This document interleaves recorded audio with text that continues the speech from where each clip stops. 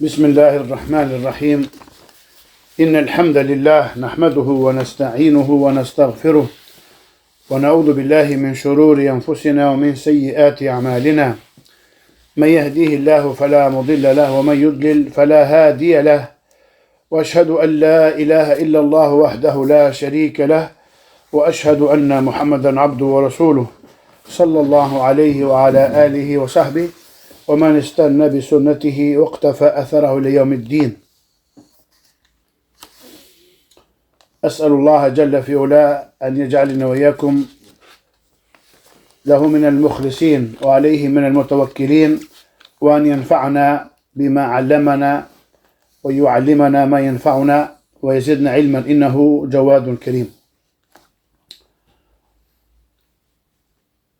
Jemi në vazhdën, pra në vazhdimin e mësimeve rreth akides së selefëve dhe po përkujtojmë dhe mësojmë së bashku këto broshura dhe letra të dobishme nga broshurat dhe letrat e Sheikhul Islam Muhammad ibn Abdul Wahhabit dhe jemi duke mësuar së bashku risalen me temë al-usul as-sitta, pra 6 parimet themelore. Kemi arritur tek parimi i 5 dhe i 6 dhe në përmbyllje pra të kësaj risaleje.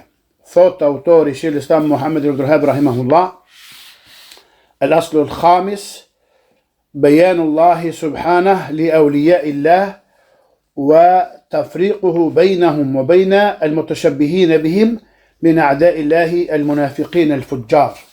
Thot Allahu mëshiroft, parimi i 5 është sqarimi i Allahut të lartësuar i miqve të tij dhe dallimi që ai bën mes tyre, ulijeve të Allahut, dhe atyre që u ngjajnë armiqve të Allahut prej hipokritëve, gjunaqarëve dhe të shturve. Thot Sheikh Salih Al-Fawzan, Allah ruajt atë dhe ne, po thot, kjo është një bazë madhështore. Dallimi midis miqve të Allahut, Euliaullah si Euliaur Rahman, dhe miqve të shejtanit, sepse pasuesit e të pavërtetës, të kotës, i quajnë miq të shejtanit, miq të Allahut. Pra kjo ndodh kur përmbysen peshorët. Derisa kjo çështje u ngaturua dhe u përshtjellua për njerëzit. Prandaj Sheikhu i Islamit Ibn Taymija, Allahu i lartësuar e mëshiroft, shkroi një libër të dobishëm e të vlefshëm të quajtur El-Furqan bejna Awliya'i Rahman wa Awliya'i Shejtan. Pra dallimi midis miqve të Rahmanit, të mëshiruesit, dhe miqve të shejtanit. Ky libër do gjetur dhe do lexuar, do ta ketë nxënësi dijes sunni selefi në bibliotekën e tij.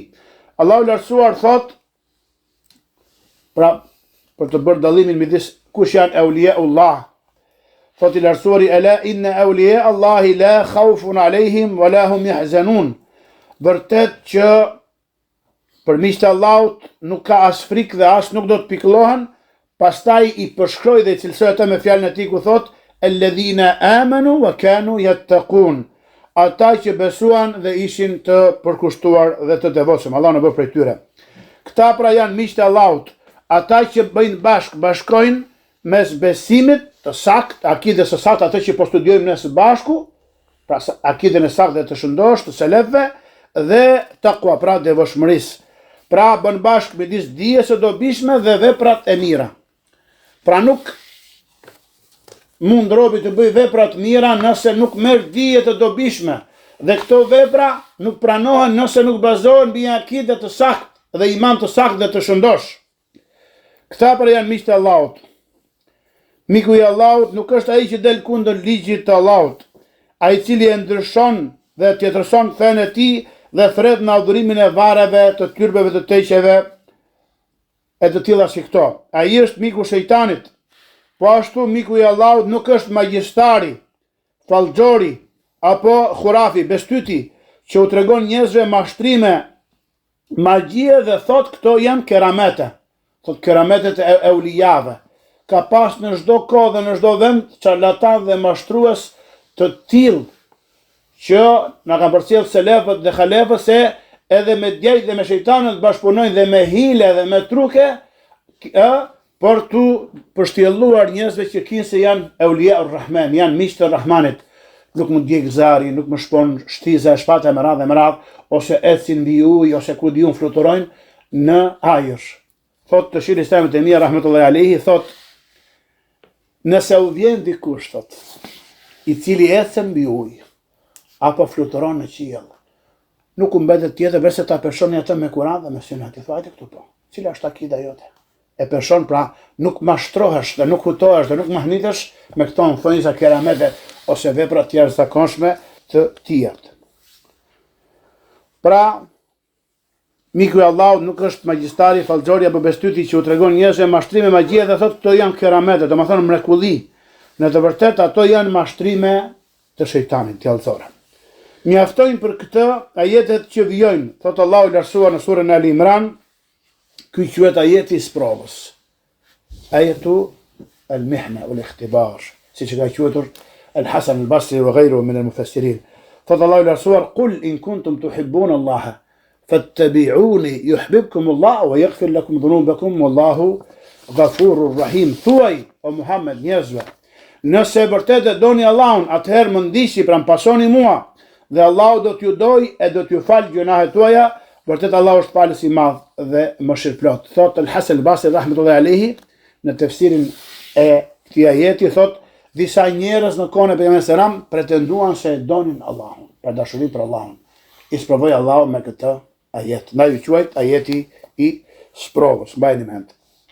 Po ashtu ajeti në surën Al-Maide është fjala e Allahut lësuar ku thot: "Ya ayyuhalladhina amanu ma yartadda minkum an dini فسوف يأتي الله بقوم يحبهم ويحبونه أذلة على المؤمنين عزة على الكافرين يجاهدون في سبيل الله ولا يخافون اللومة لائم." Dhe në fund të këtij ajeti thot Allahu lartësuar në këtë ajet: "O ju që besuat, kushdo prej jush që largohet, pra dezerton dhe braktis fenë e tij, Allahu do të sjellë një popull, pra disa njerëz që ai do ata dhe ata e duan atë, janë të butë ndaj besimtarve, të ashpër dhe të vrashë ndaj besimtarve, luftojnë në rrugën e Allahut dhe nuk friksohen për Allahun nga qortimi i askujt."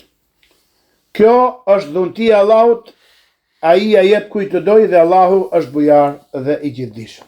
Po ashtu ajeti tjetër në surën Yunus, ku thot i lartësuari: "Ala inna awliya Allahi la khawfun alayhim wa la hum yahzanun alladhina amanu wa kanu yattaqun." Pra që përmendëm Shofrozani dhe më herët, vërtet miqtë e Allahut nuk do të ketë për ta as frikë dhe as nuk do të pikëllohen ata që besuan dhe ishin të përkushtuar dhe të devotshëm. Dashuria për Allahun subhanahu wa taala është forma më e madhe dhe më e lartë, është prej pilastrave, prej shtyllave të adhurimit, si thot Ibn al-Qayyimi në poezinë e tij, thot wa ibadatu ar-rahmani ghayatu hubbihi مع الذل عابده هما القطبان عليهما فلك العبادة دائر. Thot dhe adhurimi Rahmanit është kulminacioni i dashurisë me nështrimin për të. Këto janë el-Qutbani, pra dy shtyllat mbajtëse. Alejhima thot falekul ibadati dairun. Rreth tyre do sillet orbita e adhurimeve dhe robrimit të robit deri në fund të vargjeve të tij. Pra dashuria për Allahun, thoshte Shofrozani, është forma më e madhe e adhurimit. Dhe shenja e dashurisë për Allahun është ndjekja e të dërguarit të tij. Qul in kuntum tuhibbuna Allah fattabi'uni. Pra pretendon dhe deklaron që e do Allahun, pasojë pejgamberit selam që të përfitosh ti dashurinë e Allahut, se si thon selefët, ash-sha'nu kull ash-sha'n laysa an tuhib, walakin an tuhab. Çështja është që nuk është që ti të duash Allahun. Çështja është që të doj Allahu, pra të përfitosh dashurinë e Allahut. Se kushdo mund ta pretendoj dashurinë e Allahut, Zotit botrave, krijuesit, furnizuesit, por se ai do Allahu ata apo jo. Kjo është pra çështja dhe ajo që duhet të preokupohet besimtari në jetën e tij. Ai që nuk e ndjek të dërguarin e tij, nuk është mik i Allahut dhe nuk e do Allahun. Këta trillimtarë të devijuar thonë, nuk mund të jesh mik i Allahut, si subhanallahu çfarë poshtillimi dhe mashtrimi, përveç nëse del nga bindja ndaj të dërguarit të Allahut sallallahu alaihi wasallam. Me pasojë dhe pason gjithë, Po të dalësh nga bindja të bësh gjëra që si ka bërë, bësh gjëra ke pashysh, dhe pastaj vazhdon shiku, sqaron çfarë do thotë kjo. Pra sipas tyre misia me Allahun është të dalësh nga suneti i të dërguarit Allahu sallallahu alaihi wasallam dhe të mbështetesh në bestytni, trillime dhe në risi. Kjo është miqësia tek ata. Pra përfitosh miqësinë dhe dashurinë e Allahut. Ata thonë, ne e adhurojmë Allahun sepse e duam, jo nga frika e zjarrit të tij, e as nga dëshira për xhenetin e tij, por sepse ne e duam atë. Ky është adhurimi i sufistëve, mbani mend. Ka thënë selefët, kush e adhuron Allahun vetëm me dashuri është sufi, khurafi, mubtedi, hizbi, sahib hawa. Kush e adhuron vetëm me frikë është khariji, tekfiri, mariq, është për khawarizhve. Kush e adhuron vetëm me frikë, kush e adhuron vetëm me shpresë është murgjihi. Kush e adhuron me të treja këto është sunni, selefi, etheri. Kush e adhuron me dashuri, frikë dhe shpresë.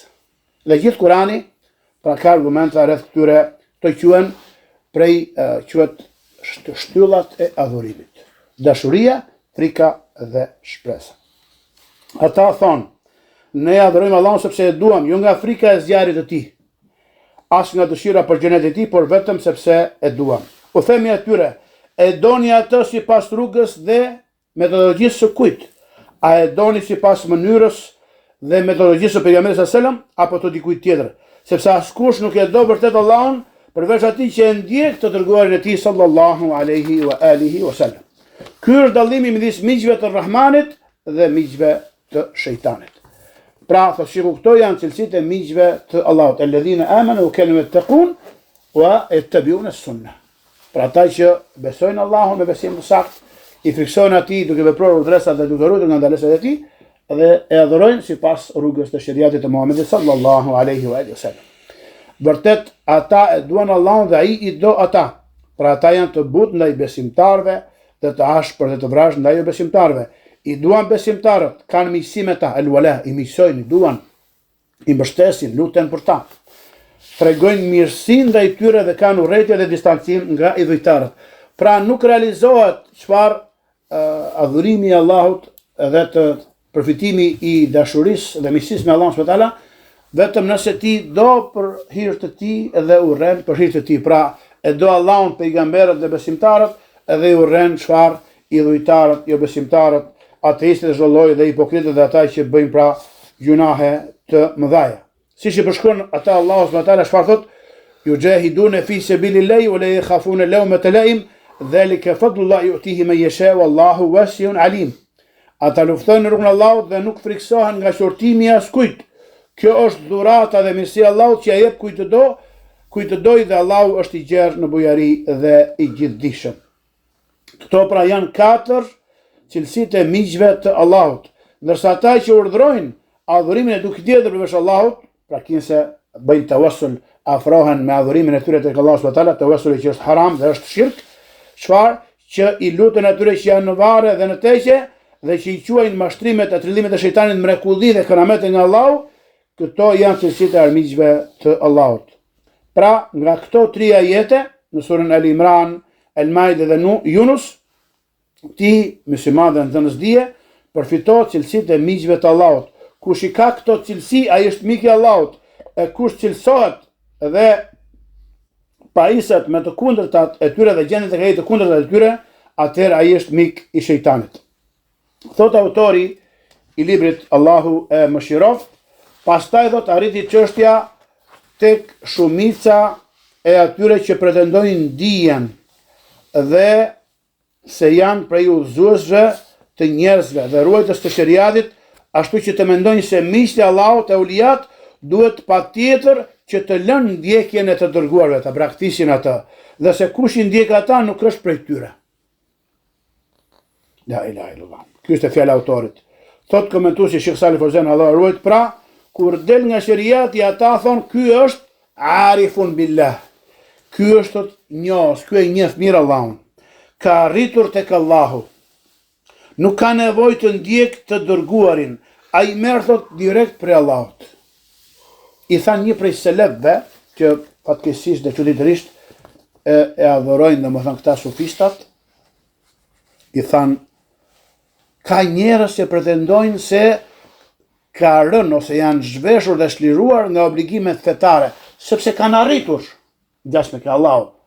U përgjigj Allahu më shëroft me vështirën e tij, po thot kanë arritur, por në zjarr.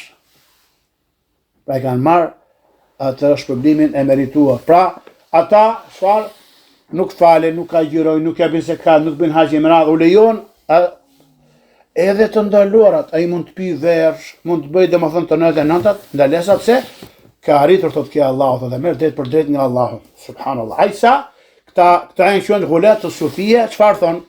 Ne themi përdorim zinxhirin e transmetimit, ka transmetuar filani, dhe le pejgamberi selam këton edhe hadith edhe saktë. Ata thon hadathani qalbi an rabbi. Thon ka transmetuar ose më transmeton zemra ime thot nga Zoti im. Pra ku është pejgamberia, ku është shpadhja, ku është Xhibril alayhis salam, ku janë sahabët tabiine, ku është zinxhiri i transmetimeve? I kanë fshirë dhe i kanë anashkaluar. Pse se thot ana arifun billah thot. Juve thot e lexoni Kur'anin thot, po se kuptoni, juve shikoni thot gjëra thot, po nuk kuptoni thot realitetin dhe thelbin e tyre. Pra këto janë verse çfarë wasawisu shayatin, janë mashtrime dhe vezvese dhe çyte shejtani ndaj kujdes nga njerëz të tillë. Ata thonë ju e merrni fen tuaj prej të vdekurve. Domethënë, transmetuesit e haditheve kanë vdekur. Thot një vdekur nga një vdekur, an. Me transmetoj filani, se dëgjoj filanin, se ka përcjell filani. Pra me zinxhir transmetimi, kush e thot ne e marrim fen prej të gjallit që nuk vdes kurrë. Si çfarë domethënë filozofie shejtaneske Allahu. Ata pretendojnë se marrin drejt për drejt nga Allahu, dhe se kush merr prej të dërguarve sipas tyre nuk është prej euliave. Pra në mendimin e tyre, njeriu nuk bëhet wali verse nëse del nga bindja ndaj të dërguarit të Allahut sallallahu alaihi wasallam. Dhe tani në mendimin e shumë prej të mëvonshme, eulia është vetëm ai të cilit i është ndërtuar një kube, pra një kupol mbi varrin e tij ose xhami mbi varrin e tij të heqë tyrbe me radhë, ndërsa ai që është varrosur sipas sunetit, pa i vendosur asgjë mbi varr, sipas tyre nuk është wali. Edhe sikur të ketë qenë prej njerëzve më të mirë dhe më të devotshëm tek Allahu subhanahu wa taala. Gjithashtu sipas tyre, euliat kanë një veshje të veçantë. Ata mbajnë çallë dhe rroba të veçanta me ngjyra të veçanta. I shohim ke sufistat në gjithë botën islame, në veçanti këta që na vinë dhe vizitojnë për të na prishur fen ton nga Turqia, ose i gjen në Indi, i gjen Pakistan, Bangladesh e më radhë në Egjipt me disa veshje të veçanta dhe preferojnë ngjyrën e gjelbër. Thonë se më përgjasojnë me el-Khadir, me Khidrin alayhi salam ose rahmetullahi alayhi, që vishej me të gjelbra, me ngjyrën e natyrës. La ilaha illallah. Ibn al-Qayyim Allahu mëshiroft thot: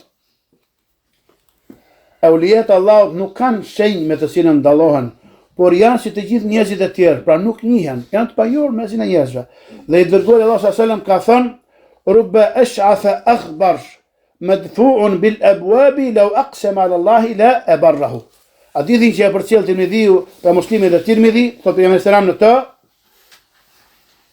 mund të jetë thot një njeri i shpërpuritur, pra i pakrehur, i plurosur, që e largojnë dhe e shtyn larg nga dyert e tyre njerëzit, por nëse betohet në Allahun, ai ja plotson betimin. Pse? Se është amanu wa kanu yattaqun, është besimtar dhe i devotshëm dhe pason sunetin e pejgamberit sallallahu alaihi wasallam. Këto janë cilësitë e ulijave të Allahut. Ata nuk e shfaqin veten, por se përpiqen të fshihen për hir të sinqeritetit ndaj Allahut të madhruar. Është përcjell nga Imam Ahmedi me zinxhir të saktë se ai thot: "Ubtulitu bishuhra." Jam sprovuar me famë. Do të dëshiroja të isha një rob i thjeshtë i Allahut, të adhuroja Allahun thot i vetëm në shkretëtirë. Pra selefët largoheshin dhe janë mbathin nga fama dhe dëshira për të dukur, ndërsa shumë nga halefët e duan famën. Kujdes nga fama, se si Shaykh Albani kanë thënë selefët, hubbu dhuhuri yaqsimu dhuhur. Dëshira për famë dhe për të dukur ta thyen shpinën. Pra, prej cilësive të ulijeve të Allahut janë përullësia, modestia, fshehtësia dhe mos ekspozimi pra për të dukur. Pse? Se i friksohen pra syfajsis, arria, që është shirku i fshet, i cili çfarë të asgjëson atë pjesë të veprës që ajo përzihet me të. Thot Sheikhu al-Aslu as-Sadis wal-Akhir, pra parimi i 6 dhe i fundit, i këtij libri thot autori raddu shubhati allati wadaha shaytanu fi tarki al-Qur'ani was-sunnah واتباع الآراء والأهواء المتفرقة المختلفة وهي أن القرآن والسنة لا يعرفهما إلا المجتهد المطلق. شفار تلبيسي وكبر thot autori Sheikh Islam Muhammed Rahib Allah më shëroftë në të parim të 6 refuzimi i dyshimit që e ka hedhur shejtani për lënien dhe braktisjen e Kuranit dhe Sunetit dhe ndjekjen e mendimeve dhe dëshirave të ndryshme e të kundërta me këto të dyja. Ky dyshim është se Kurani dhe Suneti nuk mund të kuptohen përveç se nga mujtahidi absolut, pra i kompletuar, dhe se mujtahidi është ai që ka cilësi të saktuara që ndoshta nuk gjenden të plota, thot, as tek Ebu Bekri dhe Umeri radhiyallahu anhuma. Kanë vendosur disa kritere dhe kushte që çfarë që ta kuptojmë Kurani dhe Suneti duhet të jetë njeriu i tillë, i tillë, i tillë, thot janë kushte thot aq shumëta dhe aq përsosura sa që ndoshta nuk gjenden edhe tek sahabët radhiyallahu anhum, pra dhe më të mirët e tyre të përgjizuarit me xhenet, dy kalifët e drejtë radhiyallahu ta'ala anhum. Thot Sheikh Fauzani Allah ruajt, ky është parimi i fundit dhe ai është tepër i rëndësishëm. Si thot Allahu wa khitamuhu misk, pra e ka lënë përmbylljen, por në fund e ka lënë si misk Sheikh Islam Muhammed Rahib Allah më shëroft. Kjo nga dituria dhe urtësia dhe eksperjenca e tij në davet. Ata kundërshtarët tonë, ne nuk i kuptojmë kuptimet dhe domethëniet e Kuranit dhe Sunetit dhe nuk është e mundur që t'i kuptojmë sepse ato janë vetëm për dietarët e mëdhenj, vetëm ata i kuptojnë dhe i dinë ato. Na i gjen rëndom në jetën tonë të përditshme dhe xhamiat tona që grupi i devijuar xhamatit Tabligh ose xhamatul Ahbab ata lexojnë vetëm Riyadhus Salihin dhe Hayatus Sahaba. I thot, po Bukhariun, Muslimin, libra dhe këtë, jo, thot, to janë për dietarë, thot. Sahih Bukhari s'është për ne, thot, Muslimi, Musnedet, Sunenet e Meradh, Ma'ajimet e Meradh, jo, thot, to janë për dietarë, thot. Edhe Riyadhus Salihin kur e lexojnë pa koment, pa shpjegime, edhe bëjnë dhe gabime në leximin e këtyre domthon hadithe, pse aq të paditur dhe të pa formuar janë resheriatit Allahu subhanahu wa taala. U thuhet atyre, në Kuran ka gjëra që janë të qarta, minhu ayatun muhkamat, të cilat i kupton edhe njeriu i thjesht dhe ai që ka mësuar së të pak pra bazat e dituritë e fesë islame. Me to ngrihen argumentet ndaj njerëzve. Në të njëjtën kohë, pra çështjet e tauhidit, shirku, dëshimi i Allahut me adhurim e kundër atij që është shirku i madh. Në të njëjtën kohë ka gjëra që i kuptojnë vetëm dietarët dhe ka gjëra që nuk i di askush përveç Allahut të lartësuar. Al-mushtabihat. Po, ka në Kur'an dhe Sunet çështje që nuk i di askush përveç mushtahidit absolut, por ka gjëra që i njohin edhe njerëzit e thjesht, edhe ai që ka përfituar dhe grumbulluar pak dituri sheriatike, si për shembull thot fjala e Allahut lartësuar ku thot në surën An-Nisa, wa abudullaha wa la tushriku bihi shay'a. Adhuroni Allahun dhe mos shoqëroni atij në adhurim asgjë dhe askënd. Ose fjala e tij ku thot në surën Al-Maida, innahu ma yushrik billahi faqad harrama Allahu alayhi al-janna wa ma'wahu an-nar wa ma lidh-dhalimin min ansar. Thot i lartësuari vërtet kush i bën ortak në adhurim Allahut, Allahu ja ka bërë të ndaluar atij xhenetin dhe vënstrimi i tij është zjarri dhe për zullumqtarët nuk ka ndihmëtar. Ose fjala e tij në surën Al-Isra ku thot wala taqrabu az-zina, mos ju afroni pra immoralitetit kur vris. Ose fjala e tij prapë në surën Al-Maida ku thot i lartësuari hurimat alaykumul mayta, ju është ndaluar juve ngrënia e coftinës, pra mishi i kafshës së ngordhur, pa që nuk ka më shpirt në të dhe nuk është prerë pra që derdhe gjaku prej saj. Dhe fjalët e lartësuarit kur thot qul lil mu'minina yaghuddu min absarihim wa yahfazu furujahum, thuaj o Muhammed besimtarve të ulin shikimet e tyre pra nga paturpsit dhe të ruajnë pjesët e turpshme të trupit të tyre, pra organet intime. Pra këto thot Sheikh Fauzani, Allah ruajt, janë çështje dhe ajete të qarta, të cilat i kupton edhe njeriu i thjesht kur i dëgjon. Ndërsa ata kundërshtarët e menhexhit të pejgamberit sallallahu alajhi wasallam dhe selefëve vendosin kushte mbas kushteve për mushtahidjen absolut, kushte që ndoshta nuk gjenden të plota as tek më të mirët prej njerëzve, si Ebu Bekri dhe Umeri radiallahu anhuma. Këto kushte i kanë shpikur ata vetë nga vetja dhe teka dhe epshi tyre. Allahu lartësuar çfarë thot? Afala yatadabbaruna al-Quran? Thot pra a nuk meditojnë ata rreth Kuranit? Ky është një urdhër i përgjithshëm për të gjithë muslimanët. Çdo njeri kupton nga Kurani ai sa i lehtëson dhe i mëson atij Allahu që të kuptoj. Njeriu i thjesht merr atë që mundet, i ditur i merr më shumë dhe ai që është i thelluar në dije përfiton edhe më tepër se këta dy të parët. Allah lasor thot gjithashtu: Anzala minas samai ma'an fasalat awdiyatun biqadariha. Thot i lartësuari ai e lëshon ujin pra shiun nga qielli dhe përrejnë të rjedhin sipas masës e madhësisë së tyre. Pra thot Shifozani, çdo lugim merr nga proj ai sa i takon. Po ashtu edhe dija që e ka zbritur Allahu dhe çdo zemër merr prej saj sipas masës së vet. Më i devotshëm je dhe më shumë punon me dijen që Allahu të ka mësuar që ta mësosh, aq më shumë Allahu ta shton diturinë. Dhe jemi të urdhëruar të themi wa qur rabbi zidni ilma, do thuaj o Zot ma shto diturinë. Dhe ka thënë Resulullah wa fawqa kulli dhi ilmin alim, mbi çdo të ditur është një më i ditur akoma. Pra Allahu e ka ndarë të dituri sipas urtësisë së tij të përsosur. Dhe dituria sigurisht që është provë për robin. Do të pyetesh ditën e llogarisë, çfarë rreth diturisë tënde, çfarë punove me të. Pra si qysh dhe tek punove me të.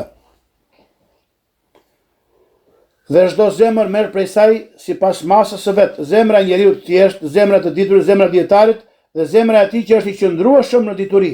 Secili merr sipas masës që i ka dhënë Allahu nga kuptimi, pra nga fiqhu i tij subhanahu wa taala. Sa për atë që thot se nuk mund të kuptohet asgjë nga Kurani përveçse nga mujtahidi absolut, kjo nuk është e saktë. Ata thonë përpjekja për të kuptuar Kuranin është një detyrim për tej mundësisë. Allahu la thotë wa laqad yassarna al-Qur'ana lidh-dhikri fa hal min mudakkir. E kemi bërë të lehtë Kuranin për përkujtim dhe për mësim. A ka thotë që marrin mësim dhe përkujtohen me të? Ta thënë është për tej mundësisë. La ilaha illallah. Pa libri i vështirë. S'është i vështirë. Dhe kushtet që përmendin dietarët dhe thonë se duhet të jenë të pranishme tek ai që jep fetva, kanë për qëllim mushtahidin absolut. E jo se këto kushte duhet të jenë të çdo njeri që dëshiron të meditojë dhe të përsjatet dhe të përfitojë nga Kurani. Për më tepër, ato janë kushte për të nxjerrë dispozita të fshehta dhe të ndërlikuara dhe jo për të kuptuar çështje të qarta. Pra është tjetër cilësitë e myftiut të mushtahidit në çështje që nuk ka tekste drejtë për to, dhe tjetër çfarë kuptimi i asaj pjesë të Kuranit Sunetit që janë thjeshta të lehta dhe të kuptueshme dhe nga lësur Allahu pra njerëzve në varësi të zemrave të tyre dhe intelektit të tyre që ai ka ndarë ke njerëzit. Dhe jo për të kuptuar çështjet e qarta si tauhidi dhe shirku, detyrimet e dukshme dhe të qarta dhe ndalesat e dukshme dhe të qarta. Thot autori në vazhdim, Allahu mëshiroft, kundërshtatët e devijuar thonë, kush kërkon udhëzimin prej tyre, pra prej Kuranit dhe Sunetit, prej dy teksteve, është ose zindik, pra heretik, i prishur në besim, ose i çmendush, për shkak të vështirësisë së kuptimit të tyre. La ilaha illallah. Pra subhanallah, subhanallahu bihamdi thot, sa shumë e ka sqaruar Allahu i lartësuar me shariat dhe me kaderin e tij në krijim dhe në urdhrim për të hedhur poshtë këtë dyshim të mallkuar nga shumë aspekte, sa që ka arritur në shkallën e domosdoshmërisë të përgjithshme që duhet ta di çdo musliman. Walakin akthar an-nas la ya'lamun, por se shumica e njerëzve nuk e din. Thot i lartësuari në ajetin kuranor, walaqad haqqa al-qawlu ala aktharihim fahum la yu'minun. Inna ja'alna fi a'naqihim aghlalan fahiya ila al-adqani fahum muqmahun. وجعلنا من بين يديهم سدا ومن خلفهم سدا فاغشيناهم فهم لا يبصرون وسواء عليهم أأنذرتهم أم لم تنذرهم لا يؤمنون إنما تنذر من اتبع الذكر وخشي الرحمن بالغيب فبشره بمغفرة وأجر كريم. Allah lartësuar thot në këto ajete të surës Yasin, me të vërtet tashmë ka marrë fund vendimi, pra thënia mbi shumicën prej tyre, prandaj ata nuk besojnë. Ne kemi vënë në qafat e tyre pranga, pra zinxhirët e pranga që arrin deri në nofulla, prandaj ata mbesin me kokat lart, dhe ne kemi vënë përpara tyre një pengesë dhe pas tyre një pengesë dhe i kemi mbuluar Prandaj ata nuk shohin dhe për ta është njësoj a i parlajmëron apo nuk i parlajmëron, ata nuk besojnë. Vërtet ti parlajmëron vetëm ato që ndjek për kujtimin, pra Kuranin dhe Sunetin, dhe i friksohet të gjithëmëshirshmit në fshehtësi, andaj përgëzoje atë për falje dhe shpërblim fisnik. Dhe e mbyll Sheikhul Islami librin e tij thot: "Alhamdulillahi rabbil alamin", dhe falënderimi takon Allahu Zotit të botave, wa sallallahu sallam wa barak ala nabina Muhammad wa alihi wa sahbihi ecma'in, dhe lëvdata shumë dhe shpëtimi i Allahut qofshin me profetin ton Muhammed, familjen dhe shokët e tij deri në ditën e llogarisë. Pra thash i Fozan në komentin e ajeteve që kanë ardhur në surën Yasin, këto ajete janë për ata që largohen nga meditimi, thellimi dhe përsjatja rreth fjalës së Allahut dhe fjalës së të dërguarit të tij sallallahu alaihi wasallam. Dhe në fund të tyre përmendet ai që Allahu ka begatuar dhe ai është, pra që ti është prej tyre, të parlajmëron dhe të kërcënon mos t'jesh prej palës së parë, që kanë perte në zemrat e tyre, Allah na rujt. Thot i lartësuari, ai që ndjek për kujtimin dhe i fiksohet të gjithëmëshirshmit në fshehtësi. Allah na bëj prej tyre. Pra ky është shembull për të dyja grupet. Ky ajet ka grupin e parë që janë të penguar nga kuptimi i saktë i fesë, si shkak i sëmundjeve që kanë në zemra, si shkak i verbrisë, i fanatizmit që kanë për xhallarët, dietarët, baballarët, e merat. Ai nuk do udhëzim, ai nuk kërkon udhëzim, ai do të mbetet si ato delet. Do të mbetet i verbër. Ai nuk do të udhëzohet me dritën e Kuranit dhe Sunetit, e të pasoj selefët që të dalin dritë pas ishte në errësirë, të bëhet i gjallë pas ishte i vdekur. Subhanallah. Allahu shfar, el jaza'u min jinsi al-amal, wa ma yadhibu rabbuka ahada. Shpërblimi është sipas llojit të veprës dhe Zoti nuk i bën padrejti askujt. Dhe thot autori e përfundon broshurën, pra mesazhin e tij ashtu siç e nisi, me falënderim ndaj Allahut dhe me salavate mbi pejgamberin sallallahu alajhi wasallam. Dhe kjo është nga mirësia dhe bukuria e shkrimit dhe e mësimdhënies, duke lavdëruar Allahun në fillim dhe në fund, dhe duke dërguar lëvdata shpëtime mbi pejgamberin e tij, mësuesin e mirësisë dhe thirrsin në rrugën e Allahut. Lëvdata shumë dhe shpëtimi i madh i Allahut qofshin mbi të, familjen e tij, shokët e tij dhe mbi të gjithë ata që udhëzohen me udhëzimin e tij, ndjekin rrugën e tij dhe mbajnë fort pas sunetit të tij deri në ditën e gjykimit. Walhamdulillahi rabbil alamin. Pra ky ishte fundi i risalës së Sheikh Islam Muhammed al-Wahabi në komentin e Sheikh Fozanit. Ka dhe 5 apo 6 pyetje përgjigje që i kanë bërë shehut në fund të kësaj broshure pasi që ka komentuar nxënësave të tij. Pyetjet që janë drejtuar Sheikh Saleh Fozanit në fund të komentit të kësaj broshure të Begat, pyetja e parë është: Allahu ju shpërbleft Sheikhu i nderuar. Cili është mendimi juaj për atë që thot se ulul emr, pra ata që kanë pushtet në këtë jetë, janë dietarët dhe jo prisat? Përgjigje: ky është gabim, thot Sheikhu, sepse ajeti i përfshin që të dy ata, edhe dietarët dhe prisat.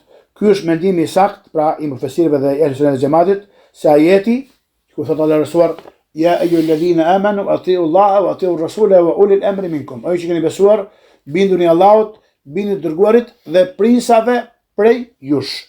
Pra ajeti i përfshin edhe sulmtarët edhe dietarët. Të gjithë quhen ulul emr, pra prisat ose ata ngarkuara me përgjegjësitë tona. Allah është shpërbleft tot. Pyetja tjetër: a bëhen dhe konsideron jo besimtar, pra kufar me kufër të madh, ata që shkojnë tek fallxhorët dhe tek parashikuesit e fatit dhe a trajtojnë ata si murtedinët, pra marrin hukmin e murtedit, atij që braktis islamin pasi që ka përqafuar atë me vullnetin e tij të lirë? Përgjigje: thot Sheikhu, ne themi ashtu siç ka thënë i dërguari Allahu sallallahu alaihi wasallam në hadithin e saktë, ku thot: men ata arrafan aw kahinan fasaddaqahu fima yaqul faqad kafara bima unzila ala Muhammad sallallahu alaihi wasallam. Thot pejgamberi sallallahu në hadithin që e përcjell Tirmidhiu, Abu Daudi dhe Ibn Majah, thot: kush shkon tek një parashikues fati apo fallxhor dhe beson në atë që thot, ai ka mohuar, pra ka bërë kufër ndaj asaj që është zbritur Muhamedi sallallahu alaihi wasallam. Allah është shpëbleft. Një pyetje tjetër drejtuar Sheikhut është: çfarë përgjigje e keni për këtë shprehje që mësohet në shkolla? Sigurisht në vendin tonë. Thonë në për shkolla, lënda as nuk zhduket, as nuk krijohet, pra nuk shpiket nga asgjëja, ndërkohë që Allah është krijuesi i qiejve dhe i tokës nga asgjëja. Përgjigje Sheikhu duke thënë, këto janë fjalët dhe mendimet e naturalistëve, të cilët besojnë në natyrën dhe nuk e pranojnë krijuesin. E vërteta është se çdo gjë krijohet nga asgjëja dhe zhduket pas ekzistencës së saj. Përveç Allahut të plotfuqishëm të lartësuar, sepse ai nuk ka as fillim dhe as fund. Huwa al-awwalu wal-akhiru. Huwa al-awwalu wa la shay'a qabla wa huwa al-akhiru wa la shay'a ba'da. Siç ka në hadithin e saktë. Thotë Allahu i lartësuar, kullu man 'alayha fan wa yabqa wajhu rabbika dhul jalali wal ikram. Çdo gjë që është mbi tokë do të zhduket dhe do të mbetet vetëm fytyra e Zotit tënd, posëduesi i madhërisë dhe i nderimit. Në pyetjen e 4 drejtuar Shihut, thotë Sheikh i nderuar, disa vëllezër i përkasin grupit Xhamatit Tabligh dhe na ftojnë shpesh të dalim me ta, kinse për të bërë davet, për të ftuar njerëzit në Islam sipas metodologjisë së tyre të prishur. Ata argumentojnë se janë në të drejtën për faktin se shumë jo besimtar dhe të tjerë udhëzohen nëpërmjet tyre nëpër botë. Si të përgjigjemi atyre? Pra shive kush është peshori atyre? Thot ka njerëz që na pasojnë, i përgjigjen këtë son. Përgjigje Sheikh Fozani Allahu rrit dhe thot: u përgjigjemi duke u thënë, kush është ai që është udhëzuar në tauhid? Për në beqimin e Allahut me adhurim nëpërmjet tyre. A ka ndonjë besimtar apo ndonjë bidatçi apo ndonjë që adhuron varet që është penduar dhe ka njohur tauhidin përmes Xhamatit Tabligh apo jo? Ata vetëm i nxisin njerëzit të pendohen nga gjunahet, por për shirkun e madh i dhujtari nuk flasin kurrë, as nuk përlajmërojnë prej shirkut. Për këtë arsye në vendet e tyre është i shumë të i pranishëm adhurimi i varreve dhe i teqeve, i tyrbeve apo i vendeve të mira në thonjza, dhe ata nuk merren fare me këtë çështje. Ç'kuptim ka kjo dhe Sheikhu? Ç'thirrje është kjo? Por më tepër ata i nxisin njerëzit të pendohen nga gjunahet dhe i fusin ata në bidatet që ndjekin në metodologjinë e tyre të njohur. Pra nga gjunahet që ai mund të pendohet në bidate dhe njeriu e merr bidatin për adhurim dhe nuk e lë, nuk e praktikon deri në vdekje dhe pastaj është i kërcënuar me xhenem botën tjetër. Siç ka ardhur në hadithin e dhe do të përçahet ummeti në 73 grupe. Të gjitha janë në zjarr përveç një grupi vetëm. Kush janë ata? Ata që pasojnë rrugën e cilën jam unë sot dhe shohtimi thotë jam selam. Pra 72 grupet, çfarë? Janë kërcënuar me zjarr, pra për bidatet që kanë. Qofshin ato bidate që arrin në gradën e kufrit të madh, apo bidate që nuk arrin në gradën e kufrit, janë bidate që arrin në gradën e fiskut, siç i ndan Shatibiu bidatet mukaffira wa mufassiqa. Bidate kufrie dhe bidate që janë fisk, që janë gjunahe, por që janë poshtë shirkut të madh apo kufrit të madh. Dhe pyetja e fundit drejtuar Sheikhut, Allah është shpëbleft, cili është gjykimi i namazit të tasbihut ose i thon tasabih. Përgjigje është përgjigjur Sheikhu, thonë nuk është vërtetuar nga profeti sallallahu alaihi wasallam ky namaz, domethënë ose kjo formë namazi, dhe profeti sallallahu alaihi wasallam ka thënë men amila amalan laysa alayhi amruna fa huwa radd. Kush bën një vepër që nuk është konform dhe sipas udhëzimit ton, ajo është e refuzuar. Pra duke qenë se nuk është vërtetuar një namaz i tillë, nuk lejohet të veprohet me të. Gjithashtu ai ka gjëra të çuditshme në mënyrën e tij, sepse profeti sallallahu alaihi wasallam ka ndaluar leximin e Kuranit në ruku dhe në sejdë, ndërsa në këtë namaz ka lexim të Kuranit në ruku dhe në sejdë. Dhe në të ka mënyra të kundërta dhe kundërshtim me namazet e ligjshme, gjë që tregon se ky namaz nuk ka bazë. Kush dëshiron të bëj punë të mira, mundësit janë në namazet e ligjëruara. Thot Allahu, fal namazin e duhash, namazin e vitrit dhe sunetet para dhe pas farzeve. Pra dera e adhurimeve dhe namazeve nafile është e hapur. Wa sallallahu sallam wa barak nabina Muhammad wa ala alihi wa sahbihi ajma'in. Dhe ne me këto fjalë Sheikhut e mbyllim dersin ton. Allah shpëbleft për prezencën. E lusë Allahun të bëj këtë broshur të dobishme për ne dhe për ata që do të dëgjojnë dhe për brezat që do të na pasojnë inshallah taala, ta bëj ato sinqert për fytyrën e tij dhe të na vendosin në peshoren e veprave të mira ditën që la yanfa'u malun wala banun illa man atallahi biqalbin salim, nuk bën dobi as fëmijë as pasuria, përpos atij që kthehet tek Allahu me zemër të ruajtur. Subhanak Allahumma bihamdika ashhadu an la ilaha illa anta astaghfiruka wa atubu ilaik. Wallahu a'lam wa sallallahu alaihi wa sallam wa barak nabina Muhammad wa alihi wa sahbihi ajma'in.